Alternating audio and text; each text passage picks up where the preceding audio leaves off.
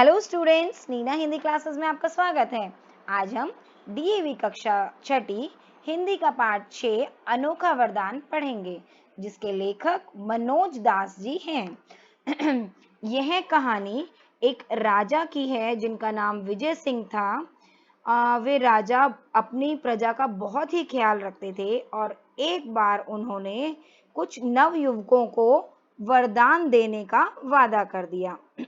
जिनमें से एक नवयुवक ने उनसे बहुत ही अनोखा वरदान मांग लिया। तो आइए इस कहानी को पढ़ के जानते हैं कि वो अनोखा वरदान क्या था। चलिए इस कहानी को शुरू करें। विजय सिंह नाम का एक राजा था। वह अपनी प्रजा का बहुत ध्यान रखता था। एक बार वह तूफानी रात में घोड़े पर सवार होकर एक तंग रास्ते से जा रहा था। वह भेष बदले हुए था। मामूली कपड़े पहनकर साधारण जनता के बीच जाकर उनके हाल चाल का पता लगाना उसका नियम था।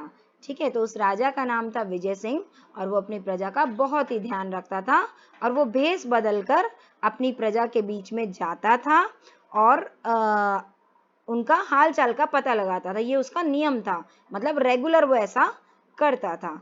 ठीक है, तो एक बार वो बहुत ही तूफानी रात के अंदर घोड़े पर सवार होकर ऐसे निकल पड़ा भेष बदलकर जनता का हालचाल जानने के लिए। ठीक है, एक रात राजा भेष बदलकर जब जा रहा था तभी क्या हुआ, वर्षा होने लगी। ठीक है, और कुछ ही देर में वो बिल्कुल भीग गया।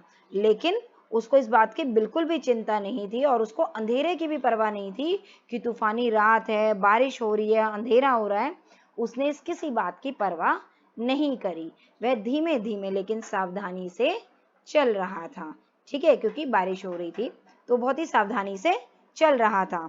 उसके घोड़े का पीछा करते हुए कुछ डाकू भी चुपके चुपके चल रहे थे। ठीक है, उसके घोड़े के पीछे पीछे, मतलब जिस घोड़े पे राजा जा रहा था, कुछ डाकू भी चुपके चुपके उसके पीछे चल रहे थे और डाकू राजा के शानदार घोड़े पर हाथ साफ करना चाहते थे। मतलब वो चाह रहे थे कि राजा इधर उधर हो तो वो उसका घोड़ा चुरा लें या राजा पे वार करके, उनको तो पता नहीं था राजा उस व्यक्ति को, वो सोच रहे थे कि इस पे वार करके उसका इतना अच्छा घोड़ा वो चुरा ले लें, उससे झपट के ले लें।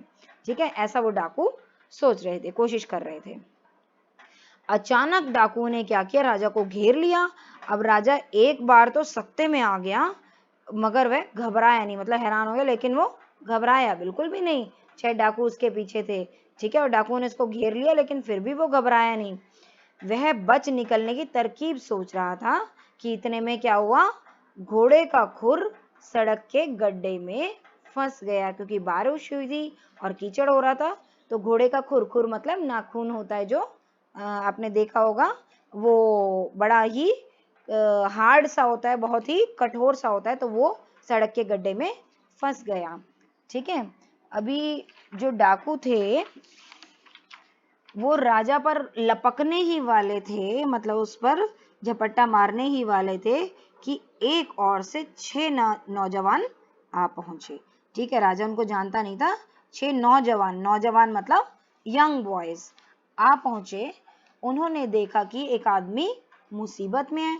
उन्होंने डाकुओं पर हमला किया। पीछे से अचानक हमला हुआ तो डाकुओं का ध्यान बट गया और इस प्रकार राजा बच निकला। अब ये जो 6 नवयुवक थे, इनको पता नहीं था कि वो राजा है, लेकिन फिर भी उसकी मदद के लिए आ गए थे। ठीक है, राजा जहां भी भेष बदल कर जाता था उसके पीछे पीछे कुछ दूरी पर उसके चुने हुए कुछ अंगरक्षक भी रहते थे। अंगरक्षक जो उसकी रक्षा करें, बॉडीगार्ड्स। ठीक है, तो वो भी उसके थोड़ी दूरी पर रहते थे। अब लेकिन ये 6 जो नवयुवक थे ये उसके बॉडीगार्ड नहीं थे, लेकिन और ना ही उनको पता था कि ये राजा है, फिर भी उसकी मदद के लिए आ गए। थोड़ी देर बाद ही राजा के अंगरक्षक का दल जो था, जो समूह था, वो भी वहां पर पहुंच गया। ठीक है, उन्होंने सभी डाकुओं को बंदी बना लिया। राजा उन नवयुवकों से बड़ा प्रसन्न था, बहुत खुश था, क्योंकि बिना जाने ही कि वो राजा है उन्होंने डाकुओं से उसकी रक्षा की थी। राजा ने उन्हें बहुत बहुत धन्यवाद दिया और कहा कि उसके साथ में वो सारे नवयुवक महल चलें। ठीक है, अब भोर होने पर रात की घटना का समाचार सब जगह फैल गया। भोर मतलब सुबह, जैसे ही सुबह हुई इस घटना की जो खबर थी वो सारी जगह में फैल गई, सब जगह फैल गई। ठीक है, सारी प्रजा खुश थी कि डाकू उनके राजा का बाल भी बांका ना कर सका। तो देखा, प्रजा उनसे अपने राजा के लिए खुश थी कि डाकू उनके राजा को कुछ नहीं कर सके, कोई चोट नहीं पहुंचा सके। ठीक है, बाल भी बांका ना करना मतलब कुछ भी नुकसान ना पहुंचाना, कि कुछ नुकसान नहीं पहुंचाए, क्योंकि राजा ही इतना अच्छा था, अपनी प्रजा का बहुत ख्याल रखता था, तो प्रजा भी उसके लिए बहुत ही खुश थी। राज्य परिवार के लोगों मतलब राजा के जो परिवार के लोग थे, सगे संबंधी, ठीक है, वो मंत्रियों, दरबारियों और सारी जनता ने नवयुवकों के साहस की, मतलब उनके बहादुरी की प्रशंसा की, तारीफ की। ठीक है, अगले दिन दरबार में इन नौजवानों को राजा के सामने लाया गया और राजा ने अपने सिंहासन से उतरकर उन्हें गले लगाया, इतना सम्मान दिया। ठीक है, और मन चाहा पुरस्कार मांगने को कहा कि तुम सबको पुरस्कृत किया जाएगा, पुरस्कार मिलेगा, इनाम मिलेगा, और जो मन करे वो मांग लो, ऐसा राजा ने उन 6 नवयुवकों से कहा। ठीक है, राजा ने कहा आप बारी बारी से जो चाहे मांगो, अगर मेरे बस के बाहर न हुआ तो मैं इसी समय आपकी कोई भी इच्छा पूरी कर दूंगा। कि अगर राजा के बस में हुआ कि वो कर सकता है तो वो उसी समय उनकी इच्छा पूरी कर देगा। अगर बस में ही ना हुआ कि कुछ ऐसा मांग लिया जो कि राजा के बस में ना हो, फिर तो वो नहीं कर पाएगा। तो राजा ने ये जरूर कहा कि अगर मेरे बस में हुआ तो अभी की अभी तुम्हारी इच्छा पूरी हो जाएगी। ठीक है, उन 6 में जो सबसे बड़ा था, राजा ने सबसे पहले उससे पूछा और एक पल के लिए उसने सोचा पहले, और फिर क्या कहा कि महाराज बहुत दिनों से मेरी लालसा थी, मतलब मेरी इच्छा थी कि मेरे पास आराम से रहने के लिए घर हो, मुझे बस एक अच्छा सा मकान चाहिए। ठीक है, तो पहला नवयुवक जो कि सबसे बड़ा था, उसने राजा से एक मकान की इच्छा जाहिर की। ठीक है, राजा ने उसी समय उस नौजवान के लिए एक आलीशान भवन बनाने की आज्ञा दे दी, बहुत ही सुंदर सा महल, घर मतलब बनाने की आज्ञा दे दी। अब दूसरे नौजवान की बारी थी, वह अपने पद में तरक्की चाहता था। ठीक है, मतलब जो वो काम कर रहा था, जो उसकी पोस्ट थी, वो उसमें चाहता था कि वो उसको प्रमोशन मिल जाए, उसको तरक्की मिल जाए। राजा ने उसे राज्य दरबारी नियुक्त कर दिया। ठीक है, अपने राज्य का दरबारी उसे रख लिया, तो उसका वैसे ही तरक्की हो गई। ठीक है, और इस तरह उसकी इच्छा पूरी की। अब तीसरे नवयुवक ने कहा कि सरकार, मेरे गांव के लोग हर सप्ताह मतलब हर हफ्ते नगर में सब्जी तरकारी बेचने आते हैं। अब गांव और शहर के बीच में कोई अच्छी सड़क नहीं है, तो इसलिए जब वो लोग आते हैं तो उनको बहुत ही बड़ा कष्ट होता है, बहुत परेशान होते हैं, खासकर बरसात में, क्योंकि जब पक्की सड़क नहीं है तो कीचड़ हो जाता है और उनको सब्जी तरकारी बेचने आना होता है, तो वो कैसे आए। तो मेरी विनती है कि एक अच्छी सड़क बनवा दी जाए ताकि उनका कष्ट दूर हो जाए, ऐसा तीसरा नवयुवक ने कहा।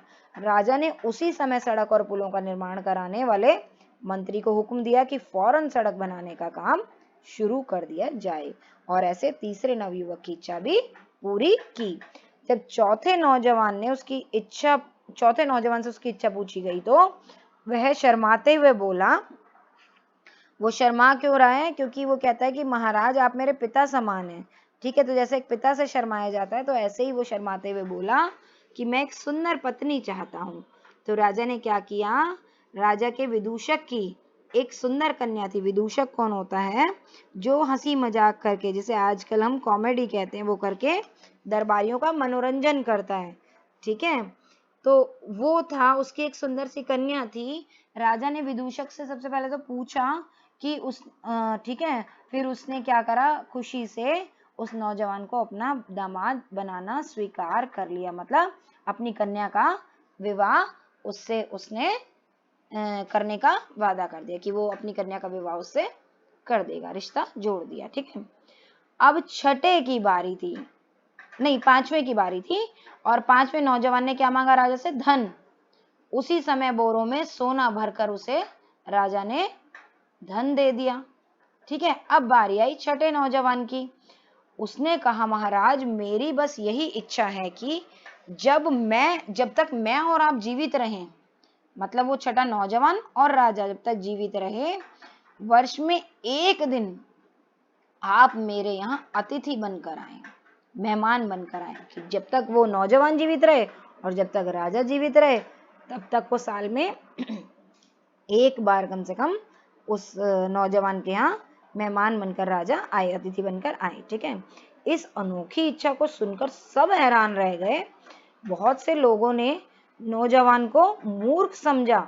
स्वयं राजा को भी ये बात अजीब सी लगी कि नौजवान अपने लिए कुछ मांगने की बजाय उसी को अतिथि बनाना चाहता है। ठीक है ना, कि अपने लिए कुछ मांगता, बल्कि वो तो राजा को कह रहा है मेरे यहाँ अतिथि बनकर आना, और राजा की खातिरदारी करे वो। ठीक है ना, तो सब हैरान हो जाते हैं, राजा खुद हैरान हो जाता है। लेकिन उसने तो शुरू में ही कह दिया था कि जब तक उसके वश में होगा वह उनकी इच्छा पूरी करेगा। बस फिर क्या था, वर्ष में एक दिन और एक रात उसने उस नवयुवक का अतिथि बनना स्वीकार कर लिया। राजा ने कहा कि वर्ष में एक बार वो ऐसा करेगा कि उसके यहाँ अतिथि बनकर आएगा। अब राज्य सरकार के विभिन्न विभागों की जिम्मेदारी हो गई कि राजा जब नौजवान के घर जाए तो उनके दौरे का ठीक ठीक प्रबंध हो। ठीक है ना, क्योंकि राजा ने वादा कर दिया कि साल में एक बार वो उसके यहाँ अतिथि बनकर जाएगा नवयुवक के यहाँ। तो अब जो राज्य सरकार थी उसका ये जिम्मेदारी हो गई कि राजा के लिए सही से प्रबंध किया जाए कि जब भी वहां उनके यहाँ जाए उस नवयुवक के यहाँ। ठीक है, न राजा को किसी प्रकार का कष्ट हो और ना उनके सेवकों को और ना घोड़ों को। ठीक है ना, क्योंकि इस चीज का प्रबंध किया जाए। बढ़िया सड़क बनाना जरूरी था ताकि राजा का रथ आसानी से जा सके। फिर यह प्रश्न उठा कि ठीक है, फिर यह प्रश्न उठा कि एक छोटे से मकान में दिन और रात कैसे कटेंगे, कहाँ उठेंगे बैठेंगे, कहाँ खाएंगे पिएंगे, कहाँ सोएंगे। अतः राजसी ठाट बाट के लायक एक महल खड़ा करवाया गया। ठीक है, राजा के रास्ते के लिए अच्छी सड़क बनवाई गई, राजा उनके यहाँ ठहर सके इसके लिए एक अच्छा महल बनवाया गया, राजसी ठाट बाट वाला। ठीक है, लेकिन नौजवान अपनी मामूली सी आमदनी में इतने बड़े महल की देखरेख का खर्च कैसे चलाएगा, ये भी सोचा गया कि अब महल तो दे दिया उसको कि, लेकिन उसकी आमदनी तो है ही नहीं, वो चलाएगा कैसे इतने बड़े महल को, कैसे राजा और उसके संगी साथियों की देखभाल करेगा। इसके लिए उससे बहुत सारा धन भी दे दिया गया और सरकारी खर्च पर नौकर चाकर भी दे दिए गए कि राजमहल के द्वारा ही, सरकार द्वारा ही उसके नौकर चाकर का खर्च भी उठाया जाएगा। उसको बहुत सारा धन भी दे दिया गया। पुरानी चली आ रही प्रथा के अनुसार, मतलब जो पुराने रीति रिवाज चले आ रहे हैं उसके अनुसार राजा किसी दरबारी का ही अतिथि बन सकता था, सामान्य जनता के यहाँ नहीं वो रह सकता था।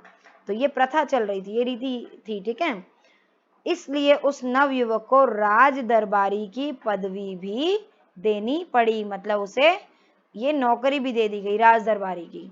ठीक है, तो राज्य में उसको दरबारी रख दिया गया। अब तो उसका उतना ही सम्मान होने लगा जितना किसी राजकुमार का होता था। अभी एक और बात बाकी थी, वो क्या थी कि जिस घर में राजा अतिथि बनकर रहेगा ठहरेगा, उसकी गृहिणी, गृहिणी मतलब घर की पूरी मालकिन, ठीक है, गृह स्वामिनी, उसको राजा के मिजाज और पसंद का पता होना चाहिए, तभी तो वो अतिथि बनाकर रह पाए कि राजा को ये पसंद है नहीं है, कैसे रहता है राजा, क्या खान पान के लिए चाहिए, क्या बिस्तर चाहिए, हर चीज का पता होना चाहिए गृहिणी को। ठीक है, इस बात की जानकारी राजकुमारी से अधिक और किसे हो सकती है। ठीक है, तो शीघ्र ही क्या किया गया, नवयुवक से राजकुमारी के विवाह की तैयारियां की जाने लगी। राजा ने अपनी बेटी का, राजकुमारी का विवाह भी उससे करा देने की तैयारियां शुरू कर दी। ठीक है, इस तरह केवल एक वरदान मांगकर उस चतुर नौजवान ने वह सब कुछ एक साथ पा लिया जो पांचों ने अलग अलग मांगा था। ठीक है, किसी ने सड़क की मरम्मत मांगी थी, किसी ने अपने लिए अच्छा घर मांगा था, किसी ने अपना नौकरी मांगी थी, ठीक है, मतलब अपने पद में तरक्की। ठीक है, और किसी ने विवाह के लिए सुंदर कन्या मांगी थी। लेकिन इस नौजवान ने तो सारी चीजें एक साथ ही एक वरदान में, और वो भी बिना कहे मांग ली। उसने सिर्फ राजा को अतिथि बनने के लिए कहा और बाकी उसकी इच्छाएं सारी खुद ही पूरी हो गई और उसको वो बड़े ही अच्छे से रहने लगा। ठीक है, तो इसलिए हम कभी कुछ भी बोले, कुछ भी वरदान मांगे, मतलब जीवन का हर कार्य हमें सोच समझ कर करना चाहिए। ठीक है, तो बच्चों उम्मीद करती हूँ आपको वीडियो पसंद आई होगी। अगर पसंद आई तो इसे लाइक, शेयर और सब्सक्राइब जरूर करें। जल्दी मिलते हैं अगली वीडियो में। धन्यवाद।